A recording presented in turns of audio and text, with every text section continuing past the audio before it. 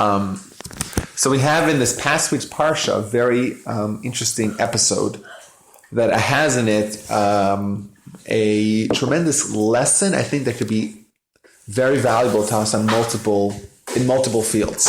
And like I try to find areas to talk about or to think about that will have impact if we inculcate those ideas, have impact on multiple arenas of our life. So this area is interesting because what I found when I was researching it is that it's a little bit counterintuitive because the lesson seems to go in two very divergent paths and seemingly like counterintuitive ones. You wouldn't assume to have the same end out of that start. It means you wouldn't assume to have those two separate ends from the same beginning. And I try to explain what I mean. I always give these weird introductions. I'm thinking like, what are these guys? I lost the crowd already. Anyhow, so last week's Parsha was by Genesis standards, a very, not a lot of stuff happened. Right? We just started Genesis a couple of weeks ago. Last week was the fifth Parsha. It's called Chayei Sarah. Almost nothing happened. You have basically 3, maybe 4 events. You have Sarah dies, right? They have to procure a burial spot for them. They procure a spot. And then we move on to trying to find a spouse for Isaac. And Abraham sends his trusted servant to go find a spouse for Isaac. He travels to Aram Naharaim. He goes east to Mesopotamia. He goes to the well. He starts praying. Eventually he meets Rebecca. He brings her back with him to Israel. Right. She marries Isaac. And then Abraham dies at the end of the parsha. Well, a few more minor things happen. Like Abraham got remarried, had a few kids. Abraham dies. That's all that happened. It's in a sea of, or in a book full with like multi episodes, like tons of episodes that in every parsha, it seems very uncomplicated parsha. That's what happened. Okay, pretty simple. What's interesting is that you have this description, this whole narrative talking about Eliezer, the servant, the trusted servant of Abraham, traveling east. And the instructions he gets from Abraham. Abraham makes him swear to do what he instructed him to do. Find a wife for Isaac. I want her to be from my family, from my hometown, from my country. I don't want you to marry him to find someone from Israel. No, because they're idolaters. Go back to where I grew up. He makes him swear that. So Eliezer heads with a bunch of camels. This is a bunch of camels. Interesting, camels. This whole camel thing. This is one of the original claims of the Bible critics against the veracity of the Torah was the fact that Abram had camels, and according to the research that was prevalent in those times in the late 19th century, Abraham wouldn't have had camels, but that was obviously debunked. Anyhow, so he takes the camels, he heads east, he reaches the well, he finally reaches the town where Abraham grew up. And he starts praying. What does he say? He says, okay, Almighty, I'm looking for a wife for Isaac. The right girl, I'm going to do a test for her. Right? This is the premise of my dating instruction. I've always said, well, it's all about making tests, right? All about determining character, right? You want to determine character. So I'm going to try to figure out if this woman has the character necessary to be the mother of the Jewish people. So what does he do? What's the test I'm going to do? He says, the girl, I'm going to ask her to give me a drink. And the girl that says, not only am I giving you a drink, but I'm feeding all your camels, that's the right one. That's his prayer. Right? I'm going to ask the girl for a drink. She's going to say, yeah, I'll give you a drink, but I'll also give all your camels. That's the test he does. It says that Rebecca comes out, and she has a bowl or whatever, a jug over her shoulder, and she goes to the well, and he goes over to says, can I have a drink? And she says, not only am I going to give you a drink, I'm going to give your camels a drink. And she starts giving him a drink, and then she fills up the trough, whatever it's called, for the camels. They drink, and he says, and he's like so excited, he can't contain himself. He starts giving her jewelry, and he says, who are you? What family are you from? She says, oh, I'm from this and this family, which is like, oh my gosh, that's Abraham's own family. He's Abraham's cousin, Abraham's niece. Cousin, I don't remember exactly. He gets all excited. He goes with her to. It says he gives her nose rings. Nose rings were popular, I guess. I guess they still are, right? Or to come back. He gives her bracelets. He goes to meet the family. He meets her brother, her dad. He tells them over the whole story from the beginning to end, which is also very unique by Torah standards. You don't typically have narratives repeated almost verbatim. He gives the police the whole narrative. He says, and Abraham made me swear, and I came, and I had this whole test, and I met Rebecca, and everything. He tells them the whole story. Eventually, they agree to let her go. She goes, and she marries Isaac. That's the story. Okay? And if you take a look at Rashi points out that this test that he devised for Rebecca was to determine whether or not she was a woman of chesed, of kindness. Woman of kindness. So what I wanted to take out from that is two things. Number one, you notice that what was the thing he was looking for? Right? When we talk about the criteria we're looking for in a spouse, he had one item on the list. He only made one test, right?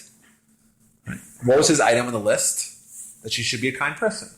Seemingly, this characteristic of kindness is so important and so telling that if you have this, everything else will fall into place. Otherwise, well, maybe she's a kind person, but there's other holes in her character. Maybe she's not worthy of marrying Isaac and being with the Jewish people. Somehow, if he was able to determine that one item, that she was a kind person, that was enough for him. Seems pretty reasonable, right? And item number two that I found was that he gave us here the method or the definition, the prototype of kindness. Define kindness. He was looking for kindness. What did he do? He developed a test for kindness. What was the test? The test was not to see if the girl was willing to do a favor for someone else. That won't prove it. It's to see if the girl was able to, through her own intellect or her own vision, see that this person needs not only water for himself, but water for all his cows, or his camels. Chesed, as defined by this, chesed is the Hebrew word for kindness. Kindness, as defined by this Torah narrative, is not only to do good, to be a kind, giving, benevolent person for things that are presented to you, right? Things are, okay, this person needs X. Could you help them? If I go over to someone and say, hey, someone needs whatever it is, any kind of kindness, right? Could you help? And you help, that's not necessarily proof that you're a kind person. Had the woman said, sure, I'll give you water, that's not proof that she's a kind person. The only proof is she says, oh, I'm going to give also to something you didn't ask me for. Even something you didn't ask me for, that's what I'm going to take care of. I notice your needs. Not only do you need water, but you clearly came with a whole posse of camels here. Right? You clearly have other needs, and I noticed that for myself. To notice someone else's needs, to know what another person needs, to try to help them, even though you weren't told about it, that's what kindness is. That characteristic is kindness, and that characteristic is the key to have, or at least for Isaac, and maybe it's also for us, to look for in someone you're going to spend the rest of your life with. We're looking for Isaac, we're looking for a spouse. What's the most important thing? Or what's even the only thing? This characteristic, kindness. But what does kindness mean? To see what someone else is going through, or someone else's status, their needs. This person needs not only water for themselves, they need water for their whole entourage, and to try to take care of someone's needs. Even if you weren't told about it, you have to notice what someone else is going through to be a kind person. Those were my takeaways from this. There were two takeaways, and I wanted to. I found that my grandfather, in one of his books, this one to be precise, he writes. He brings this story, and he gives another story, which is an awesome story, which has to do with Pesach, everyone's favorite Jewish holiday. Right? There's the two things that the Jews, even the Jews that are really distant from Judaism, they celebrate Passover and they celebrate bris milah, right? Circumcision. Interesting.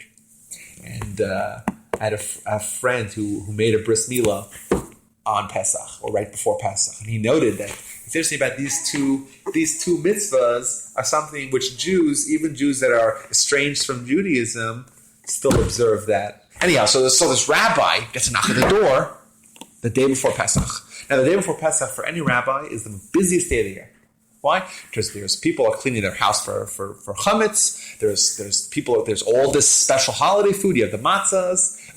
All these million kinds of questions before any Shabbat or any holiday. It's always a high time for rabbis. Anyhow, this is a story about a rabbi in the 19th century.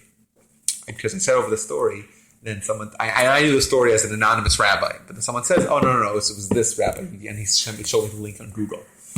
So there's this one rabbi who lived in Lithuania. He gets a knock on his door the day before Pesach. He opens his door, and one of his constituents is there, and he says to him, "Rabbi, I have a question." What's the question? I want to know the 4 cups of wine. On the Seder night, you're supposed to drink 4 cups of wine. It's part of the process, part of the Haggadah. And I want to know if I can use milk. Can I use milk in lieu of wine? I don't have enough money to buy wine. Wine's expensive. I can afford milk. Can I use milk? And the rabbi told him, no, can't use milk. But here's some money. And he gave him money. Fine, go buy yourself. So his wife said to him, wait a minute. The guy didn't have wine. You gave him money for a lot more than wine. How come you didn't just give him? You gave him a lot of money. So how can we give him so much money? Give him enough money to buy wine and fire day. That's enough. So the rabbi said to his wife, from his question was, can I drink milk? If he wants to drink milk, it must be he has no money for meat for the meal. Because this guy would never have milk at a meat meal. So it must be that not only does he have money for wine, he doesn't have money for the whole meal. So he gave money for wine and the whole meal. That's the story. That story, my God, is a beautiful story. And my grandfather writes, he's like, this shows what it means to be someone who's really caring. If I come to you and say, I give you a sob story, there's a person who has some sort of problem, going through this challenge, should you talk to them? Could you give them advice? Should you help them? Right? Or you see someone, even dumb it down here. You see someone who's walking, who trips and falls, and all the papers go flying. Right? Who's not going to stop and help that person pick up? Only in Texas, in New York. Oh, maybe. I guess. No, but that's what you would call a mensch. In New York City. Yeah, I guess so. But any mensch, any person, you would help someone. You see someone right? But to try to project yourself, to project yourself into someone else's shoes, to try to really think, what's that person going through? How can I try to think about that person, imagine myself in his shoes? What's he going through? What does he truly need? How can I help him? How can I help him on his terms, not just in what he's presenting me? Right? That attitude, that ability to open up your heart, to look at someone else and try to ask yourself, what are they going through? That ability, that's exactly what Rivka had. That's what Rebecca had. That's what this rabbi had. He didn't say, oh, well, okay, this is a halachic question. Are you allowed to use milk or not? Well, let's find out. Let's go to the sources. Oh, no, you can't. Sorry. Here's money for wine. No, he says, wait a minute. This guy's asking this question. Where is he coming from? Right? I didn't think of that, but no. You know what? 100 people out of 100 wouldn't. Because we're not used to trying to superimpose ourselves into someone else's shoes. Right? But this rabbi was able to do it. This rabbi had the same character or characteristic that Rebecca had, that Rivka had. And that insight, being able to imagine yourself, imagine what the other person is really going through, that quality is the quality of a great leader like a rabbi, and the quality of someone who's going to build a Jewish people, someone who's going to have chesed. And I think that for our perspective, we think of it, we know that we grow, at least we start off our life being very selfish. I have, thank God, 4 children. I know for sure children start off their life being very selfish.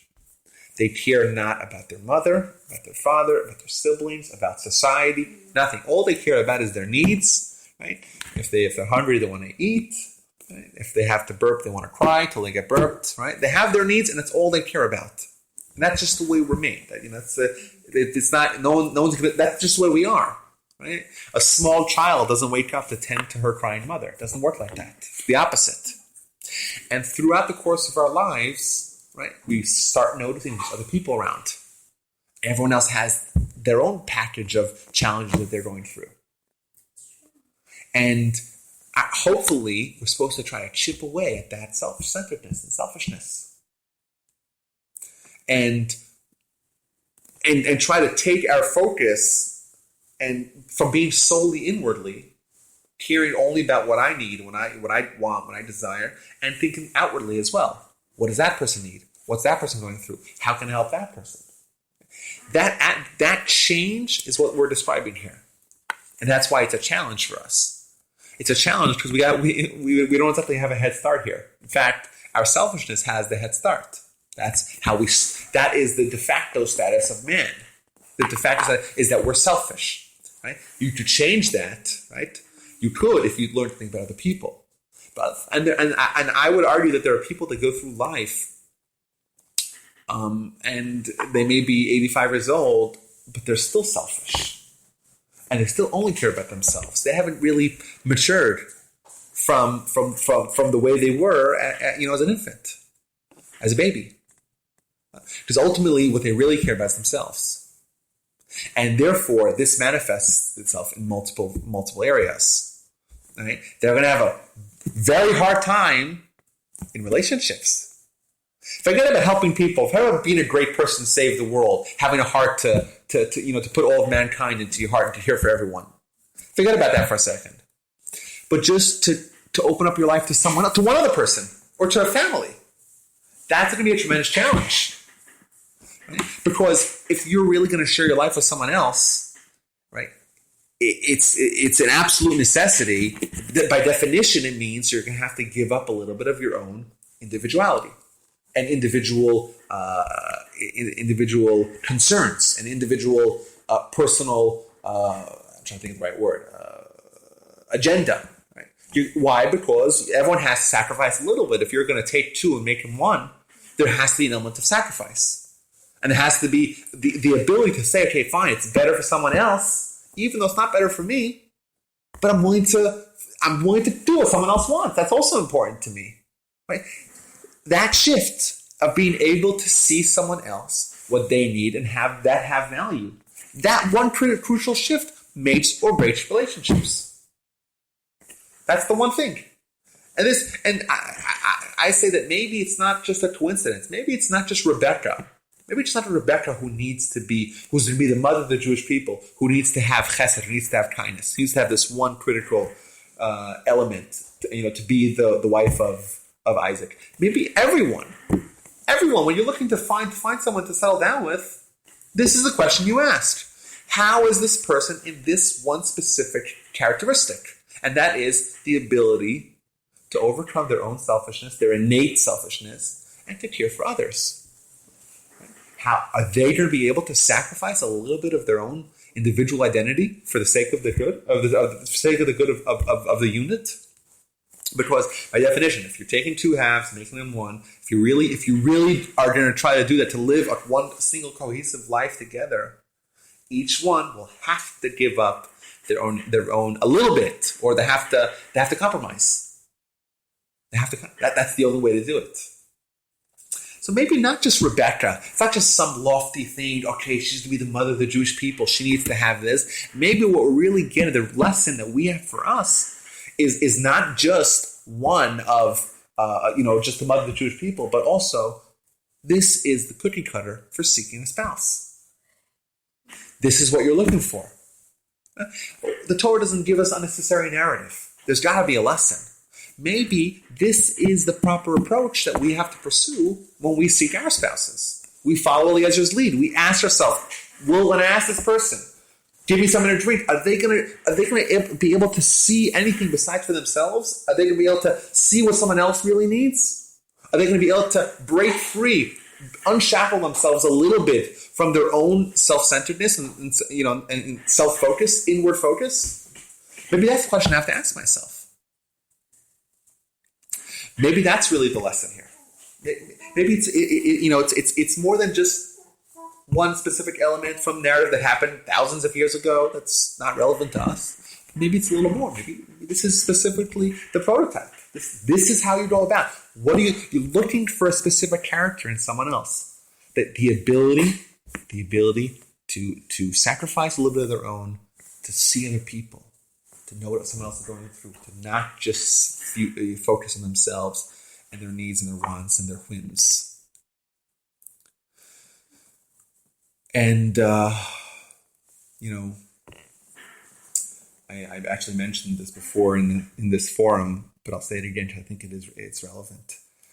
We have in right in the beginning of the Torah, right, in Genesis, very peculiar. If you've heard it before, pardon me. I say it twice, and I'm always worried that people say, "Oh, I heard that one. Tune out." It's just to have low self-esteem. So it says that Adam and Eve got together, and the whole story that happened with them in the Garden of Eden. Anyhow, at the end, they're finally out, and it says it's like a what's it called, a PSA.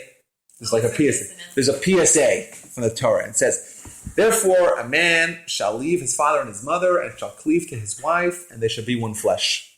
Al kain ya'azov ish et aviv v'et imo, v'davak b'ishto v'hayu lebasar echad." That's what it says. Right? It's a verse from the Torah at the beginning, at Genesis chapter 3, 4, 5, something like that. And I mentioned this before, so I'm so conscious of it. It's crazy. Why are we're telling a man should leave his father and mother, cleave to his wife, be one flesh, right? These 3 steps. What does it mean to leave your father and mother? Well, then someone who's independent, living by themselves, has their own job and their own career, and they're not living by your parents. Your parents are in New York, right? Your parents are in Roslyn, New York, let's say. Let's say this isn't going to be me. This isn't going to be me. Well, it's basically saying, like, yes, your parents are your go-to, like, if we need advice, but when you get married, your go-to person should be your significant other. Really? Yeah, for sure. If you want to get married, man, your parents take the back seat. Yeah, the parents take the back seat, and like if your significant other has an argument with your parents, you should take it side. Of course, absolutely. Because you chose something like you. That's tough. My mother always says she's always right. What if? What am I Your mother says she's always right. And she usually is. There's only one time I think that she was wrong. But even My mother will blame someone else for being wrong and always think she's right. No, she's always right. And No, your but mother's always even right. if your Well, that never let's say your happens. mother, Well, basically, you have to marry a guy that your mother thinks is right for you. or For sure. or you say, if God forbid there ever is such a disagreement, you say, and even if you know your husband's wrong, you don't side with anyone. With a little white lie. Right? What did Michael tell With Fredo? a little white lie. Is that going to be? What did Michael tell Fredo? I don't know. I don't know who that is. Nothing. Don't ever side against the family, right? So you just don't take a side. Right? No. You don't ever take a side against your family. I just quoted the Godfather thing. You missed it. It's also the first time. Huh? It's also the first time. What? In that? You quote the Godfather. Oh, yeah, I know. Yeah, I never watched it. I'm sorry. So he says, listen, you're part of a family. Michael tells Fredo when they go to Las Vegas. You're part of a family, and therefore you can't fight against the family. If your husband and your mother have a disagreement, and even if your mother's right, it doesn't matter. You don't go against the family. Right? Which family? Your family is you and your and Oh, your, okay. right. That's what it means. Immediate family. That's what family is. That's what it is. Parents got to take a back seat. Yeah. And that might be the lesson, by the way, when we say that a man shall leave his father and his mother. It means that the father and mother take a little bit of a less important role in their life. But I think, and I think that maybe it's a deeper lesson. You know, we all have these circumstances of our life that contribute to who we are. We have our background, we have our family, we have our community, we have our perspective and how we do things. And that's all built into who we are and until the sum total of who we are. And then we're going to try to acclimate ourselves with someone else. And there's bound to be, from different backgrounds and different outlooks on many of even the most basic things in life. there's going to be some conflict. And what the Torah, in my opinion, is saying is that a person has to be willing to leave his father and his mother. His father and mother are demonstrative of his background and his attitude on a vast variety of things. You have to sacrifice a little bit of that, right? Because otherwise, there's not going to be the room for common ground and acclamation. The acclamation will be very difficult if each one of them is unwilling to budge, or even if even one of them is unwilling to budge and compromise on some issues, right? Right. This is another outgrowth of that idea that we brought from Rebecca. Right? She was able to not just think about me, let's say my background. Oh, my family did it this way. Right? In my family, they did it this way. Right? That attitude is once again is rejecting, or at least not giving the same prominence to what someone else cares as to what you care about. That attitude is very dangerous. That attitude is deleterious to establishing a family, a life together as a single unified unit. So that was one idea. So we took this core concept, this idea of being able to see others and what other people are going through, and the tantamount importance that we learned from it. Right? What was the one thing that we was looking for? What was the only thing that mattered? The ability to see someone else, whatever they're going through, and to not just be someone who cares about themselves alone. And we could obviously see the tremendous dividends that you would have, in your personal life, in your relationships, if you and the person and other people have this quality. It's obvious. I'm saying it's clear. It makes a lot of sense, right? You'll be able to acclimate together. You'll be less conflict. You'll be much smoother, and I'll have a greater chance of survival. What I found in the Talmud. The Talmud tells you something which is, like I said, it's a little bit counterintuitive as I started off at the beginning. So there's the manifestation of this idea is in multiple areas. So I found the Talmud says that it makes a connection. It talks about the overlap that exists between chesed, which is kindness, the idea that we just mentioned, and yira. Yira, for those of us who know Hebrew, means yirah, means to fear. Fear of God. The Torah tells us in Deuteronomy, you should fear God.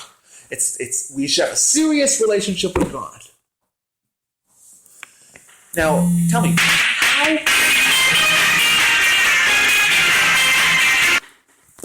how exactly is there any overlap between the characteristic of seeing someone else, what someone else needs, and the idea of having a serious relationship with God? They seem to be totally mutually exclusive, right? Polar opposites. One of them is, first of all, between man and man, caring for someone else, noticing what someone else is going through, chesed, okay, fine. And one of them is to develop a serious relationship with God. An element of, like I say, it's an element of serious. Yira doesn't mean fear. The literal translation means fear, but what it means is that there's a seriousness. It's a real relationship, so to speak. Right? In every relationship, there's always a progression where it gets from it gets serious, right? People are invested in it. That's what it means, to be invested in your relationship with God. Those two things, that and chesed and kindness, don't seem to have any common roots. So I still, once again, harkening back to my grandfather, he says like this: if a person is able to break through the binds of their own innate, inborn selfishness, if they're able to maybe open up a window to see someone else and what someone else is going through, that same window will allow them to develop, to see God. When someone is selfish, not only can they not have positive relationship with man, they cannot have positive relationships with God. They can't do it.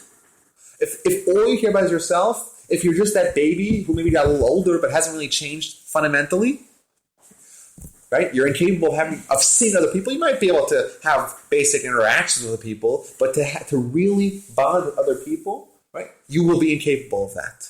But not only that, you're closed up in your own little world. Right? You see only yourself. There's no window. There's no opening in your heart, right, to see anyone else. Likewise, you will not be able to see God either. It's the same thing. The same characteristics that enables us to develop relationships with man enables us to develop a relationship with God. Well, the message of I am thou. Is that what? It sounds very much like the theme of I am thou. Is that a Martin book? Buber. Is that a book? Oh, I never read the book.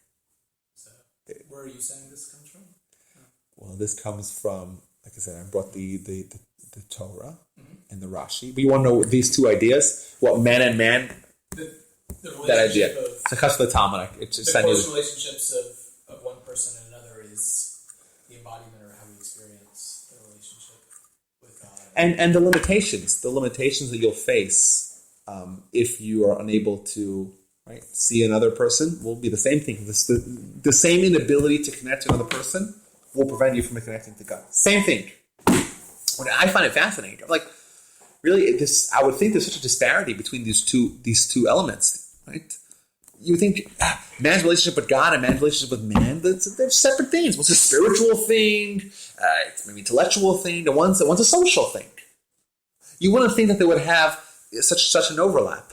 But maybe on the fundamental roots, the foundation of these core characters, they're exactly the same thing. They demand of man the same thing. The ability to, like I say, you're not a baby anymore. It shouldn't all be about your petty needs. Think about what someone else needs. Like we said, make believe you're in their shoes. Superimpose yourself into them. I have one more. If I don't want to tell you one more story, I have one more quick story. This one I heard from my grandfather as well. So I'm saying so many stuff from my grandfather. But he was in yeshiva in Poland in the 1930s. He was from Germany. And he said this story happened. He said I don't think it happened to him. He didn't say, it wasn't clear if it happened to him. He was one of the members involved, or it was someone that he knew. But there were two students in the yeshiva that were good friends. They were roommates. They ate together at the same place. They studied together. They were study partners. One of them came from a very wealthy family, a well-to-do family, and the other one was from a very underprivileged family, and who didn't have the basics. He didn't have. He wasn't able to buy clothing, to buy shoes, nothing. He really was in desperate need of some help, but he would refuse. Obviously, he had a pride, and he would refuse. He would refuse to any help. And his friend, who loved him so dearly, and wanted to help him, knew that there was no way for him to just give him something. He would embarrass him. So he came up with this scheme as a way to help his friend. And what he did was, I have a special fondness for this story because I could hear the echo of my grandfather telling me the story. So what he did is that he made believe that he was just depressed. And they would eat together, and he was all depressed. And they would sleep together. Sleep together sounds bad, but they were together. They would study together, and he was just depressed. He was sad. So his friend, after like a week, his friend asked him, "Tell me what's the matter? You seem so down. You're so upset. You're so unhappy. Tell me, what can I do? Can I help?" He's like, "No, you can't help me. You can't imagine what I'm going through. I can't eat. I can't sleep. I can't learn. Nothing." He's like, "Tell me, I want to help you." So he tells them, "Okay, fine, I'll tell you. In the town that I grew up, there was this elderly man, who didn't have any family.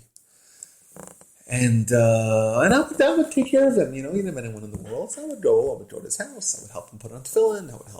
I would take him for walks. I was his friend. And he died. And he left me a sizable Yerusha, a sizable inheritance, because he had no one else. And he left it to me. And now I have this money, and I don't know what to do with it. I can't learn. I can't sleep. I can't pray. I can't do anything. I don't know what to do. I don't know what to do with all the money. I was like, so the guy says, "Really? I'll help you with it. I'll take it from you." Like, "Really? You'll take it from me? You saved me." And right here, my grandfather saying, "You saved me." And he gave him the money, and he made him feel like $1 million. And that's the story. And he would put this story together with the other story, the rabbi and the milk. Right? It's being able to really think about the other person, what's important to them. I know I wanted to give him the money, but I know for sure he'll never take it. I know that.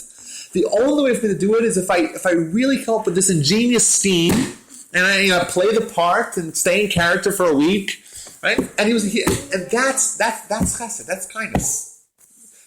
That's the ability to really get in someone else's head, to know their needs, to see their needs, to notice what the person's going through, come up with ways to help them. And like I said, and that character, the benefits are across a wide spectrum, right? That enables you to have positive relationships. It'll be the key to sustaining the relationship. Right? We see that Isaac finding a spouse, that's the one thing they looked for. Nothing else was important. It seems like it's an overarching character type that enables someone to have not only positive relationships with man, positive relationships with God. It's important. That's the idea. And thank you all for listening. That's what I wanted to share. Last week's Parsha.